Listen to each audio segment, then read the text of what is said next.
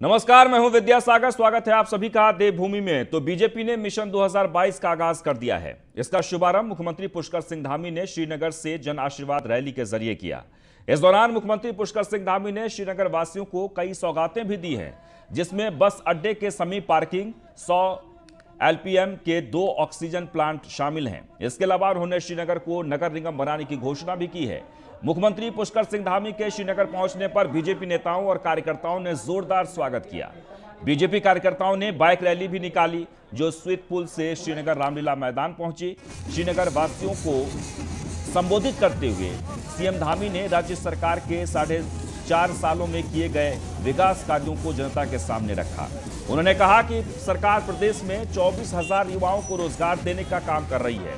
उन्होंने कहा कि पलायन को कम करने के लिए महिलाओं और गांवों में रहने वाले युवाओं को रोजगार से जोड़ने का कार्य भी किया जा रहा है।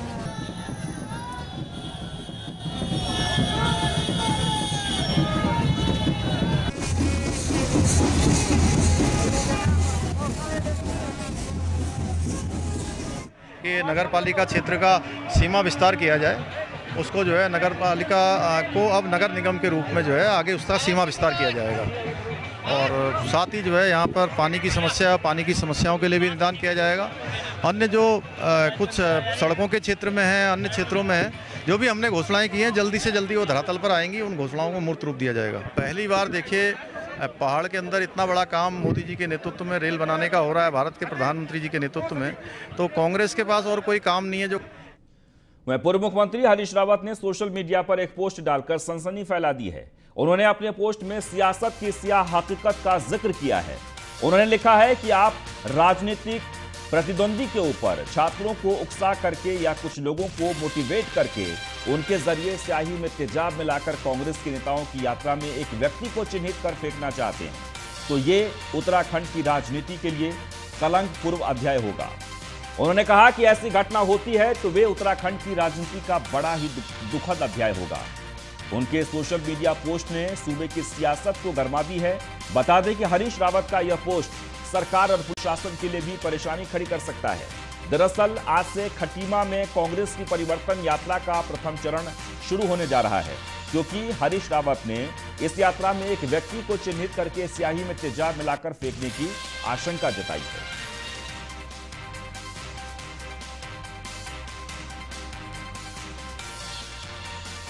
एक बार आपको फिर से बता दें, हरीश रावत ने फेसबुक पोस्ट से राजनीतिक जगत में तूफान खड़ा कर दिया है। और आगे बढ़ते हैं। पूर्व मुख्यमंत्री हरीश रावत की तरफ से परिवर्तन रैली में तेजाब फेंकने की आशंका जताने पर कांग्रेस की प्रवक्ता प्रतिमा सिंह ने हरीश रावत का समर्थन किया है।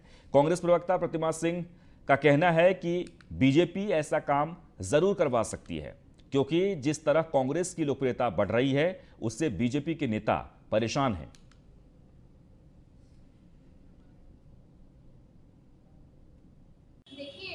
हरीश रावत जी हमारी पार्टी के वरिष्ठ नेता हैं। अगर कुछ उन्होंने इस तरीके की बात कही है तो उसके पीछे कोई ना कोई तथ्य जरूर उनके संज्ञान में आया होगा। और इस तरीके का कृत्य अगर भारतीय जनता पार्टी करना चाह रही है तो ये साफ दर्शाता है कि वो कांग्रेस पार्टी की परिवर्तन जो रैली है हमारी, उससे डरी हुई है। क्योंकि उन्हें पता है कि 4.5 सालों में जनता के सरकारों से और हितों से उनको कोई भी मतलब नहीं रहा है और सिर्फ जन विरोधी नीतियां ही उन्होंने अपनाई हैं। यही कारण है कि आज वो इस तरीके का कृत्य करके हमारी जो परिवर्तन रैली है उसमें बाधा उत्पन्न करना चाहती है। तो ये साफ साफ भारतीय जनता पार्टी का डर है और कुछ नहीं। और हमें जो है अपने लॉ एंड ऑर्डर पे पूरा भरोसा है। अगर इस तरीके का कृत्य होगा तो वो आगे प्रशासन की। और इस बीच हरीश रावत पर मंत्री गणेश जोशी का पलटवार भी सामने आया है। कांग्रेस नेता हरीश रावत की पोस्ट पर टिप्पणी की है गणेश जोशी ने। हरीश रावत को रहती है सुर्खियों में रहने की टेंशन, ये कहा है गणेश जोशी ने। डीजीपी सुनवाई न करें तो सीएम से करें अनुरोध, हमारी तरफ से उन्हें पूरी सुरक्षा दी जाएगी। तो हरीश रावत के पोस्ट पर मंत्री गणेश जोशी ने पलटवार करते हुए कहा कि सुर्खियों में रहने की टेंशन रहती है हरीश रावत को, और इसलिए अगर उन्हें उनकी सुनवाई डीजीपी के सामने अगर ना हो तो वो सीएम से अनुरोध करें। देखिए, हरीश रावत जी हमेशा सुर्खियों में रहने के लिए इस प्रकार के काम करते रहते हैं और उनको ऐसा आदेश है तो डीजीपी से कहें अगर डीजीपी उनकी बात पसंद था तो कोर्ट के माध्यम से अपनी बात को कह सकते हैं, लेकिन मात्र चर्चाओं में आने के लिए, मात्र सुर्खियों में आने के लिए कि राज्य सरकार से आज कांग्रेस के अंदर उनका अस्तित्व समाप्त होता जा रहा है, कई लोग उनको स्वीकार नहीं कर रहे हैं, तो इस प्रकार की हरकतें करते रहते हैं। तो उनको मैं सलाह दूंगा कि अगर वास्तव में अगर उनको ऐसा लगता है तो आप अगर डीजीपी से कहिए, हमारे माननीय मुख्यमंत्री से कहिए, हम उनकी पूरी सुरक्षा। वह केंद्रीय रक्षा राज्य मंत्री अजय भट्ट इन दिनों उत्तराखंड के दौरे पर हैं। दौरे के दौरान अजय भट्ट IMA पहुंचे, जहां वॉर मेमोरियल में उन्होंने शहीदों को नमन किया। उसके बाद बीजेपी के वरिष्ठ नेता और पूर्व CM भुवन चंद खंडूरी से मुलाकात की। बता दें कि रक्षा राज्य मंत्री बनने के बाद अजय भट्ट की पूर्व CM खंडूरी से ये पहली मुलाकात है।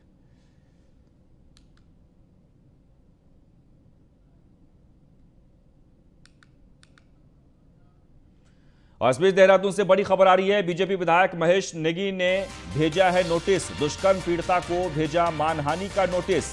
माफी मांगने के साथ 5 करोड़ रुपए देने की मांग की गई है। बीजेपी विधायक पर लगा है रेप का आरोप।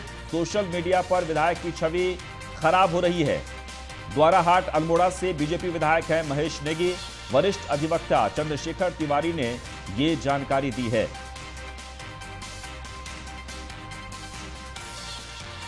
तो एक बार आपको फिर से बता दें, सोशल मीडिया पर लगातार विधायक की छवि खराब हो रही है और ऐसे में नोटिस भेजकर मानहानि का मुकदमा करने की बात कही गई है। आगे बढ़ते हैं। उत्तराखंड के पूर्व CM त्रिवेंद्र सिंह रावत ने हरिद्वार के कनखल में जगत गुरु शंकराचार्य राज राजेश्वरानंद महाराज से भेंट कर 2022 विधानसभा चुनाव में जीत का आशीर्वाद लिया है। इस दौरान जगत गुरु राज राजेश्वरानंद ने त्रिवेंद्र सिंह रावत को अब तक का सबसे बेहतर मुख्यमंत्री बताया और कहा कि त्रिवेंद्र सिंह रावत के कार्यकाल में भ्रष्टाचार मुक्त उत्तराखंड का सपना साकार हुआ। वहीं त्रिवेंद्र रावत ने भी 2022 विधानसभा चुनाव में बीजेपी की भारी जीत का दावा किया। लेकिन अगर आप देखें कि 2014 में लोकसभा का चुनाव हुआ, 2017 में विधानसभा का चुनाव हुआ और 2019 में लोकसभा का चुनाव हुआ। भारतीय जनता पार्टी विधानसभा भी जीती, लोकसभा भी जीती और अब 2022 का विधानसभा का चुनाव है तो एक बार कांग्रेस, एक बार बीजेपी, ये सोच इस बार बदलेगी और 2022 में भारतीय जनता पार्टी की सरकार ये उत्तराखंड में बनेगी। नहीं, कोई खतरा नहीं है। देखिए, उत्तराखंड के लोग राष्ट्रवादी विचारधारा के लोग हैं, राष्ट्रीय सोच के और राष्ट्रीय दलों के साथ रहते हैं। आपने देखा यहाँ पर उत्तराखंड क्रांति दल रहा, बीच में तिवारी कांग्रेस भी बनी, कुछ और भी ऐसे अनेक यहाँ पर लोकल पार्टियाँ बनी, लेकिन कभी किसी पार्टी को उत्तराखंड की जनता ने स्वीकार नहीं किया है। प्रदेश की उन्नति के लिए जो भी हमारे त्रिवेंद्र जी जैसे 4 साल का कार्यकाल यहाँ बीता, वैसा तो यशस्वी समय और अभी किसी मुख्यमंत्री का व्यतीत नहीं हुआ।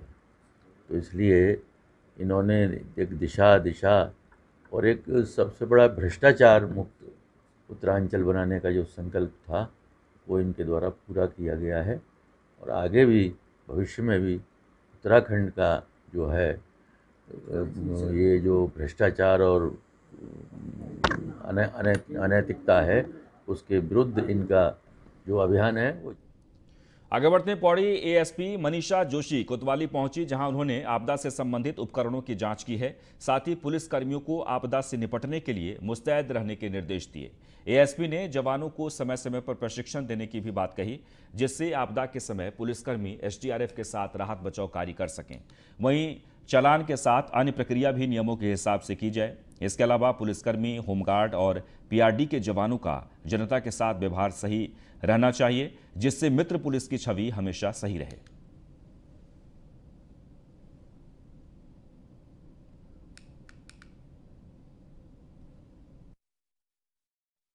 वार्षिक निरीक्षण मैंने यहाँ कोतवाली पौड़ी का किया। उसमें मैंने देखा कि जो डिज़ास्टर से रिलेटेड हमारे पास बहुत सारे इक्विपमेंट्स हैं, लेकिन बहुत अच्छी तरह से यूज़ करना नहीं आ पा रहा कांस्टेबल्स को। तो उसके लिए मैंने ड्रिल करवाई है, प्रैक्टिस करवाई है। काफ़ी बढ़िया से लोगों ने मुझे फिर प्रेजेंट करके दिखाया भी। हमारे पास इक्विपमेंट्स आपदा से काफ़ी बढ़िया हैं, उसको हम यूज़ कर लेंगे तो रेस्क्यू में हमारी बहुत ज़्यादा मदद होगी।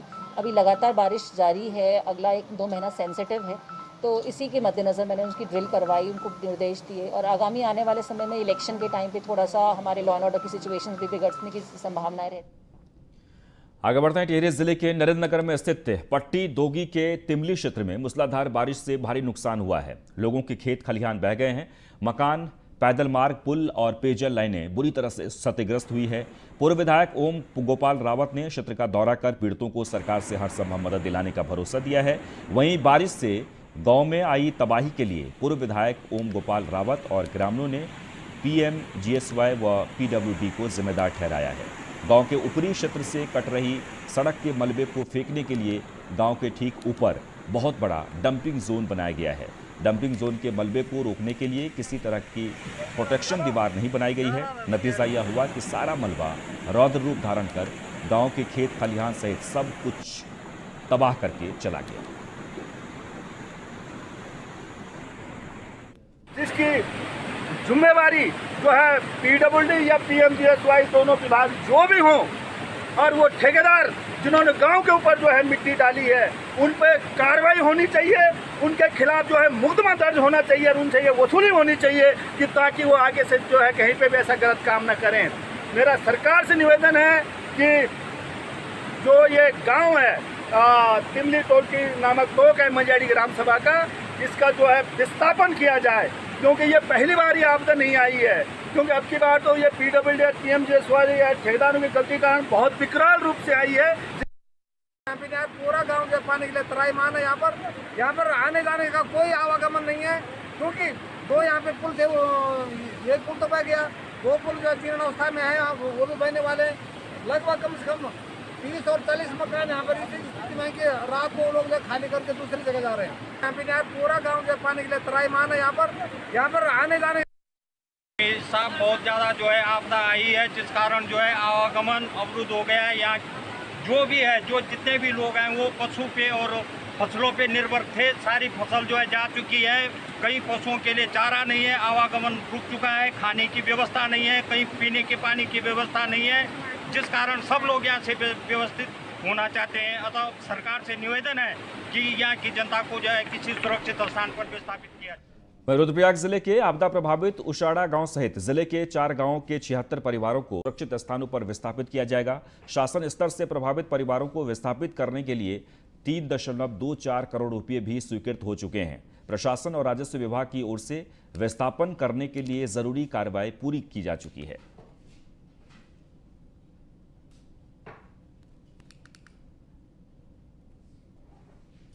कुछ लोग बोलते हैं कि मातवर सिंह गंडारी वृद्ध हो गया, चुनाव क्यों लड़ रहा है। मैं तो कहना चाहता हूं वो 25 वर्ष का लड़का मेरे साथ आ जाए जो विधायक का चुनाव लड़ना चाहता है, और वो चढ़ाई में चढ़ सकता है कि मातवर सिंह गंडारी चढ़ाई चढ़ सकता है।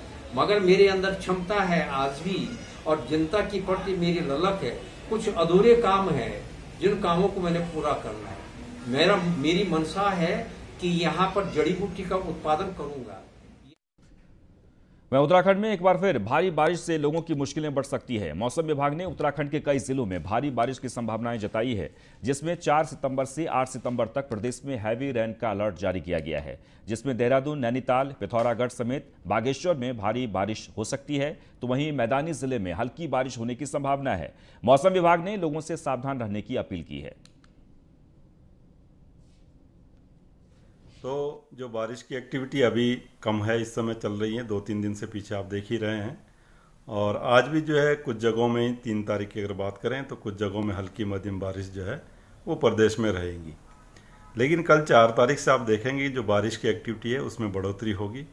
तो 4, 5, 6 और 7 तारीख तक की अगर बात कर लूँ, करीब 8 तारीख तक भी जो है, तो ये आगे जो 3 से 4 दिन आने वाले हैं, 4 तारीख से लेकर 7 तारीख तक खासकर अगर बात करें तो जो बारिश की एक्टिविटी है वो बढ़ेगी। डिस्ट्रीब्यूशन की अगर बात करें तो मैं ये कहूँगा कि अनेक जगहों में 4 तारीख में, और फिर 5, 6 और 7 तारीख की अगर बात कर लें तो उसमें जो है ज़्यादातर जगहों में हल्की से मध्यम बारिश जो है वो देखने को मिलेगी।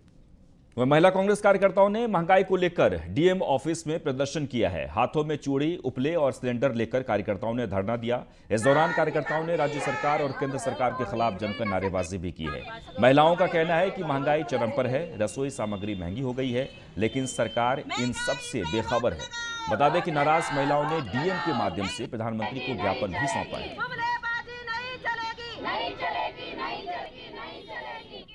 कांग्रेस के द्वारा जिस तरीके से पूरे देश भर में महंगाई के विरोध में प्रदर्शन किया जा रहा है। आप समझिए, जब 2014 में मोदी जी सत्ता में काबिज हुए थे तो उन्होंने कहा था कि हम महंगाई दूर करेंगे, गैस सिलेंडर के दाम कम करेंगे और पेट्रोल के दाम कम करेंगे। आज स्थिति ये हो चुकी है कि गैस के दाम 1000 रुपए पार पहुंच चुके हैं और पेट्रोल और डीजल के दाम, जो आप समझिए यूपीए सरकार में 63 रुपए में पेट्रोल मिलता था, 100 रुपए पार पहुंच चुका है। यूपीए सरकार में 50 रुपए डीजल मिलता था, आज जो है वो डीजल वो 100 रुपए के पार वो भी जा चुका है।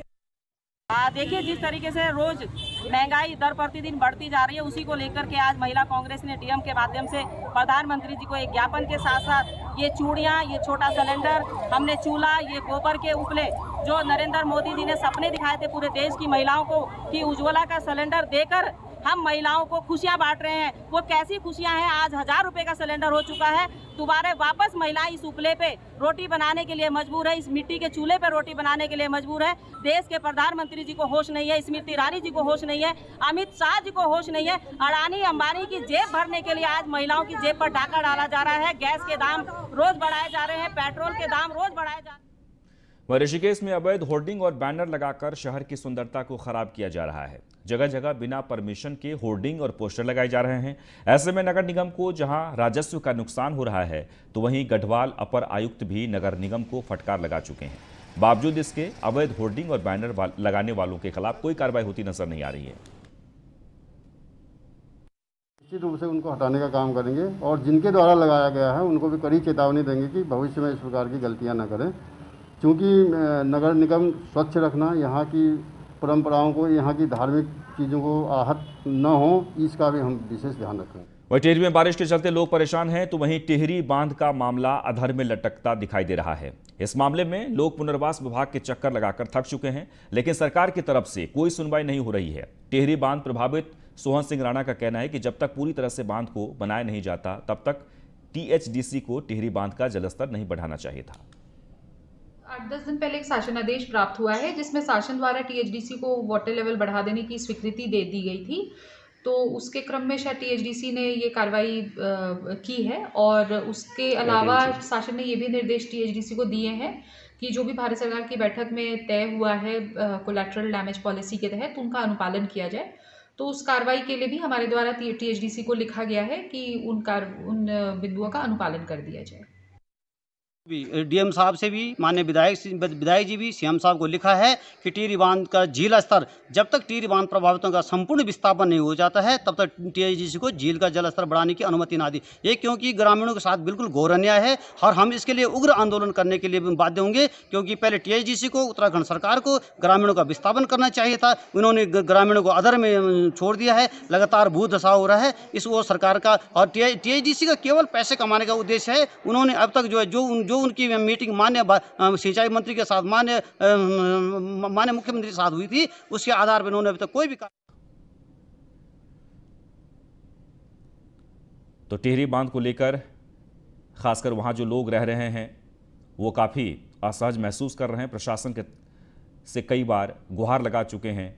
बांध में पानी बढ़ने से लोग काफ़ी परेशान हैं, लेकिन प्रशासन की तरफ से इस पर पुख्ता कोई योजना नहीं बनाई जा रही है और ऐसे में लोग लगातार प्रशासन के तमाम आला अधिकारियों के चक्कर लगाने के लिए मजबूर हैं।